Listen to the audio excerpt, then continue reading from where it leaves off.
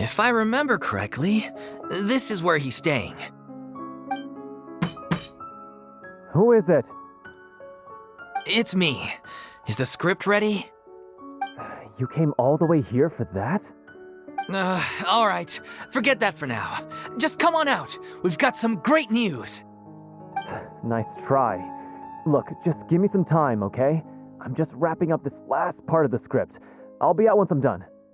Okay then. Looking forward to your masterpiece.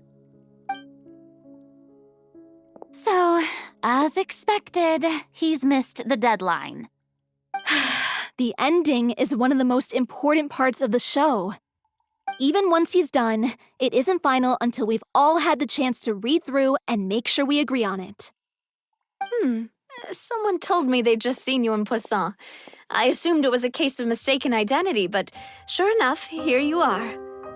And Furina, too. I was wondering if we might run into her. So, you're here for Paolo? Looks like he could be a while, so feel free to take a stroll around town in the meantime. I've made all the arrangements already. Oh, it's okay. We can just wait here. Thank you for being so considerate, Miss Navia. That sounds wonderful. We'll take that stroll. Get over here, you! How oblivious are you? How are things in Poisson now? Any better? Things are on the mend, but it's a slow process. Some people may never recover from the trauma they experienced. I'm sorry to hear that. I wish there was something I could do. Please, must our conversations take such a depressing turn every time we meet? We all have painful memories, but we don't have to let them cloud everything we do. And if you're trying to make a new start, perhaps it's best if you don't bring up the past all the time. Thank you for your words of comfort. You make a very good point. But for now, at least, I think I should stay with the way I'm feeling for a while longer. It's okay. These things take time. Moving on from a painful experience is easier said than done. Which brings me to why I'm here. I thought you should probably know that not everyone here is ready to forgive and forget after the Hydro Archon's inaction in the face of catastrophe. To avoid upsetting the peace, I told the townspeople that everyone here is a member of the theater troupe, and that you are just an actress playing the role of Furina. It's not a perfect solution, but hopefully it means you won't have to lie low while you're here. That's so thoughtful of you, Navia.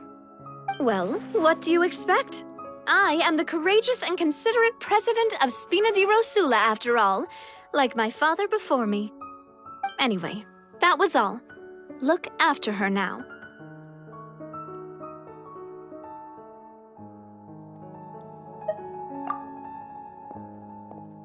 Off we go then. Let's take a look up there. I don't have any friends that I can be frank and honest with, so maybe she's right. You're the closest thing to friends that I have.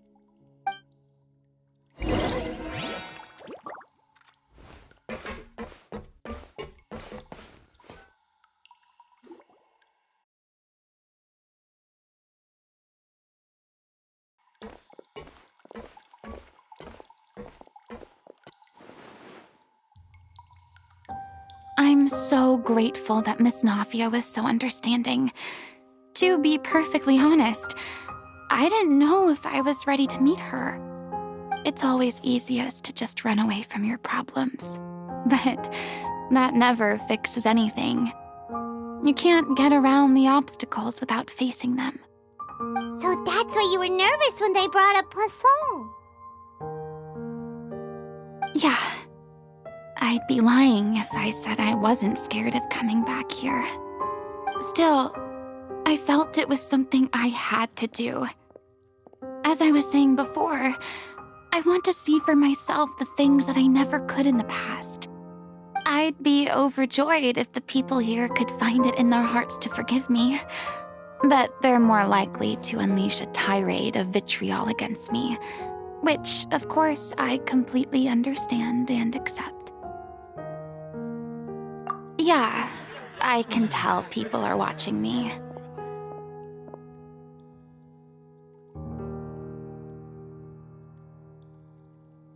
I'm sure some people here see the idea of someone coming to Poisson dressed as the Hydro Archon as extremely disrespectful.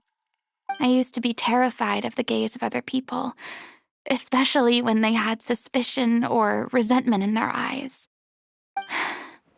I guess I wasn't quite ready for this after all. I'm not surprised you're making yourself go through all of this.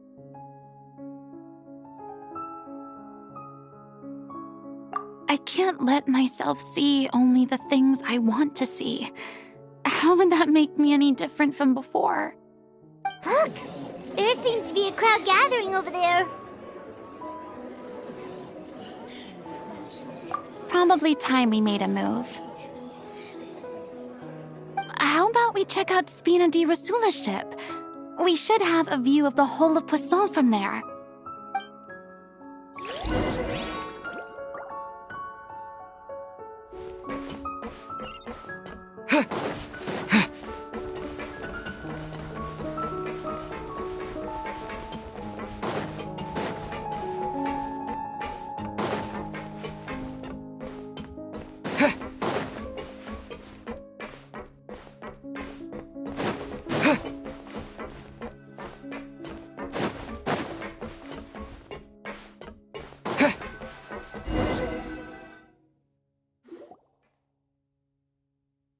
I'm sorry.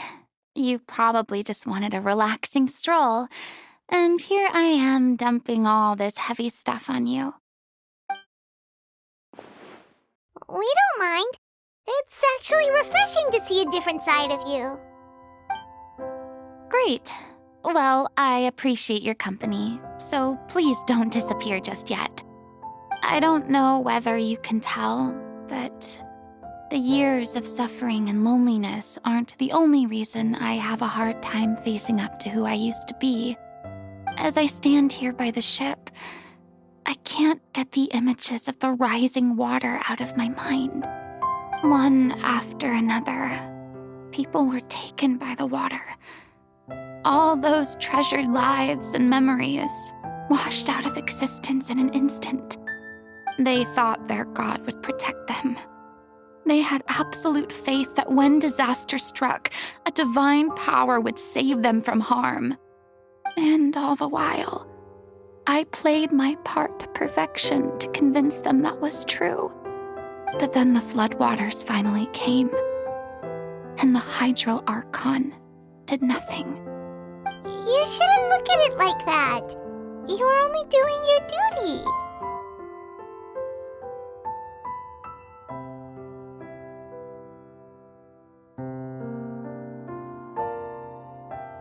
I've had to go through so many moments like that for the sake of protecting the truth. As time went on, it got harder and harder to bear, and I became more lonely and isolated. Eventually, I realized I had nothing left except the truth. I became terrified of completely failing in my task, and was haunted by the thought of being left all alone, weeping on my throne. Fortunately, we were able to avoid the worst-case scenario thanks to the help of heroic individuals such as yourselves. everyone rose to their responsibilities, and I finally regained my freedom.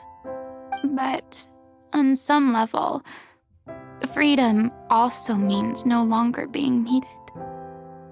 I have no further use to people. Paimon would have never imagined you'd see it that way.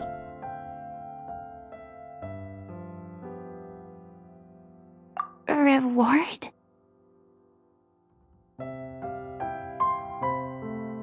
I guess so. Back then, I didn't even dare to dream about having someone to confide in.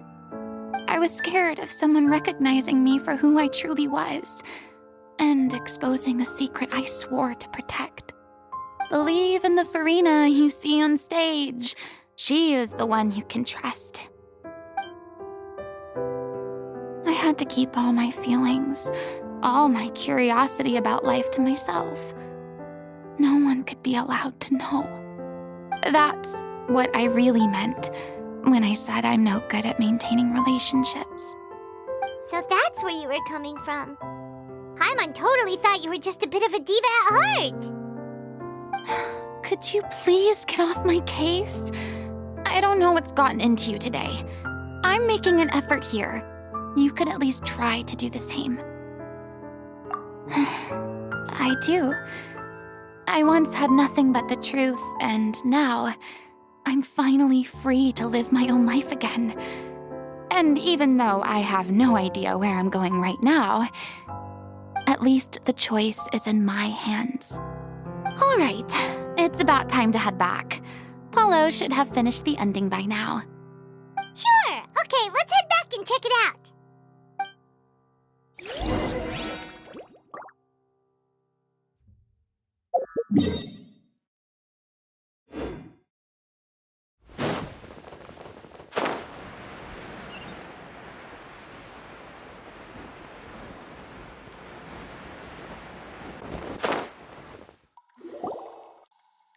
Didn't you say you needed to watch what you eat?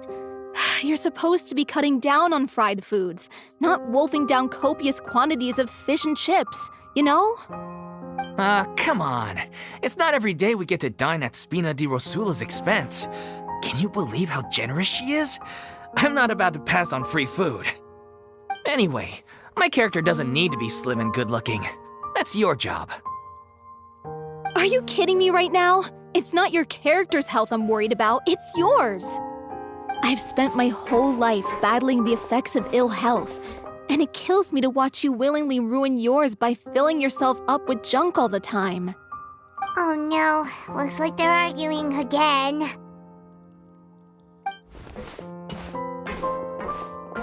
We're back! Could you maybe put your differences aside for a moment? Ah, you're back. We've been enjoying Spina di Rosula's VIP treatment in your stead. Paulo's nearly done. We shouldn't have to wait too much longer. Great! So you were discussing your characters, right? We heard she's playing the Oceanid who turns into a human girl. What about you? Me? I'm an Oceanid too. He was originally supposed to take the form of a crane, but he outgrew that role. Well, the costume at least. So now he's playing the boar instead. Sorry. The boar's not a bad character, actually. He's the one who raises the little Oceanid, yes? That's right.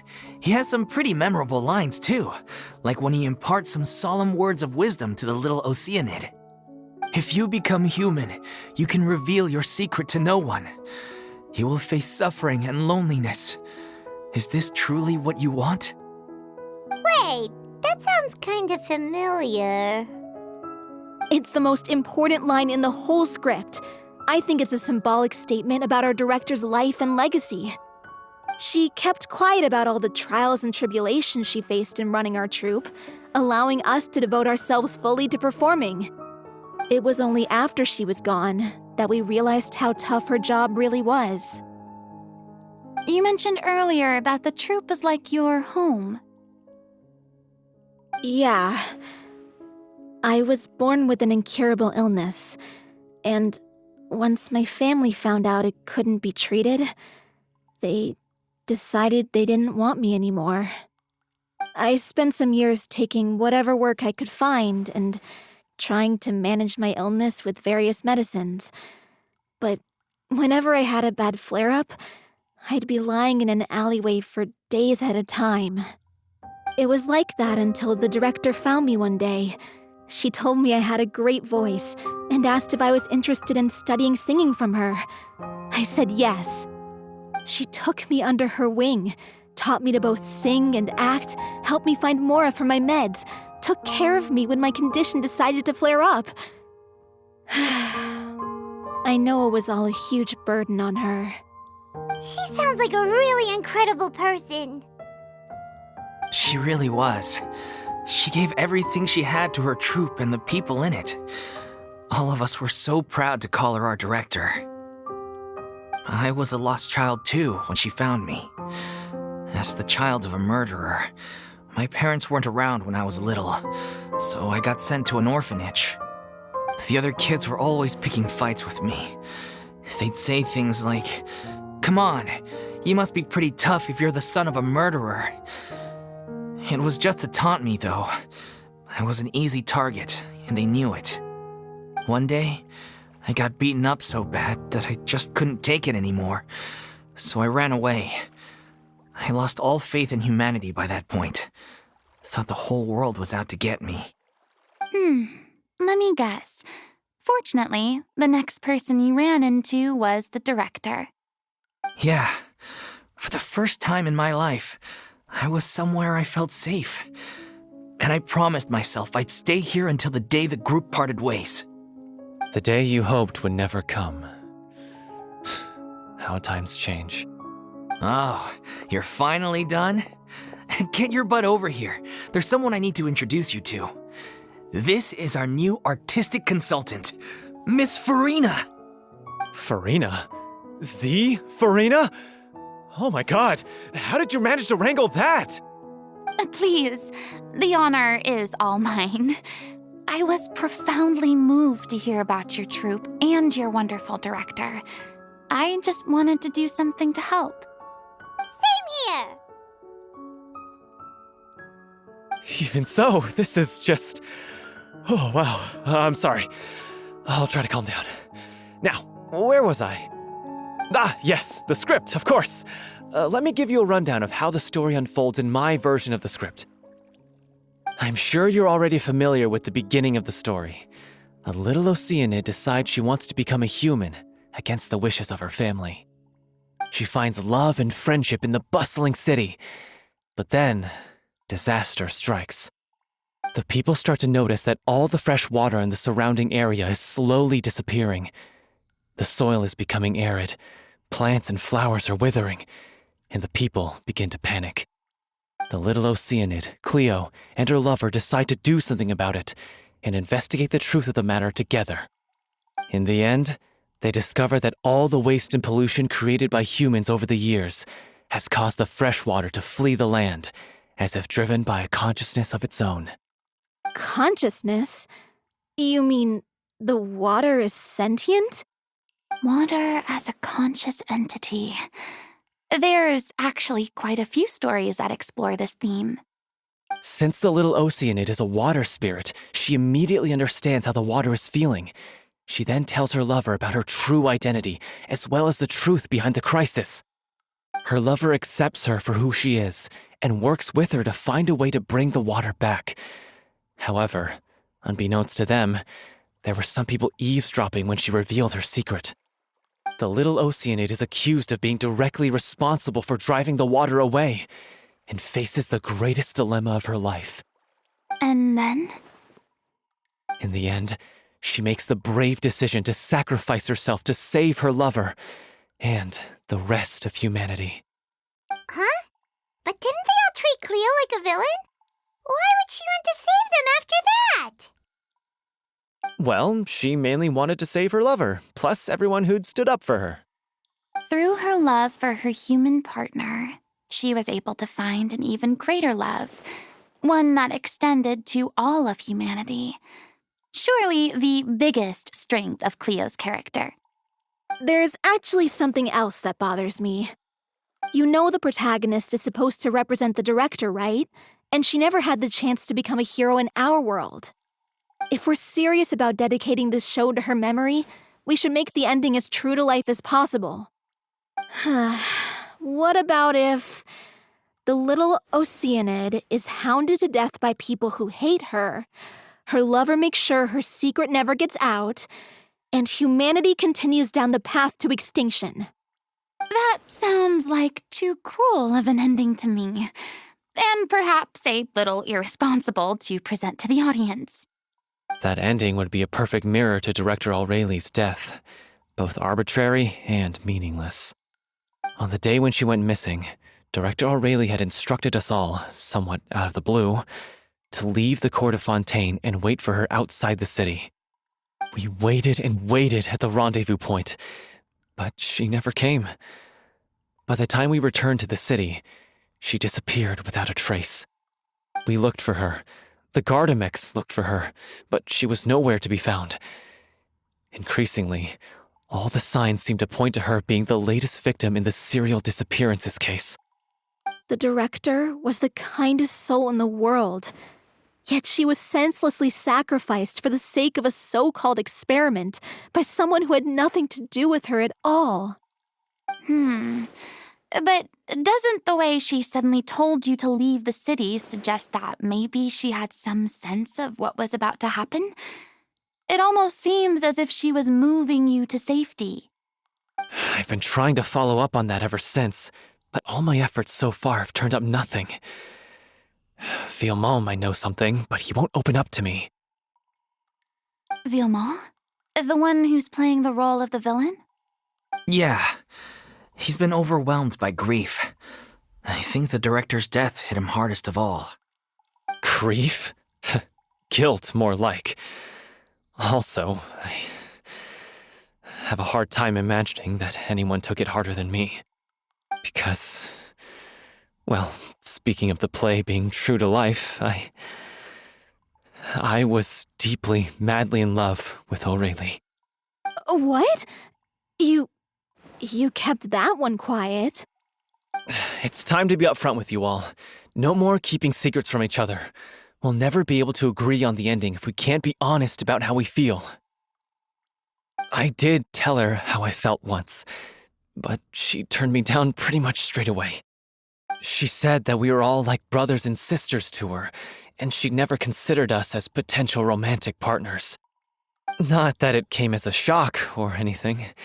It was what I was expecting to hear. So I told her I'd always be there for the troupe, and I'd always be there for her. I said, maybe one day in the future, when everyone's settled into their own lives and on the up and up, and managing the troupe no longer required her constant attention, well, maybe then she could reconsider what she really wanted in her life.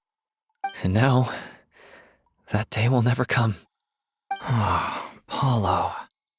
So if I'm the one writing this ending, then I'm gonna make sure it does right by Aurelie. I won't let anyone get in the way of that. In that case, you have to straighten things out with Villemont once and for all, face to face. We've all had our differences of opinion over the ending, but those two have never seen eye to eye on anything. One of them has to compromise if we're ever going to reach a final decision. Well, if that's where we're at, looks like it's time to go visit Villemont. Are you ready to face the truth? Honestly, I'm slightly terrified. But for the sake of our final performance, I'll do whatever it takes. Funny you should ask, though. You really do get what I'm going through right now. I certainly do. Come on, everyone. Allons-y!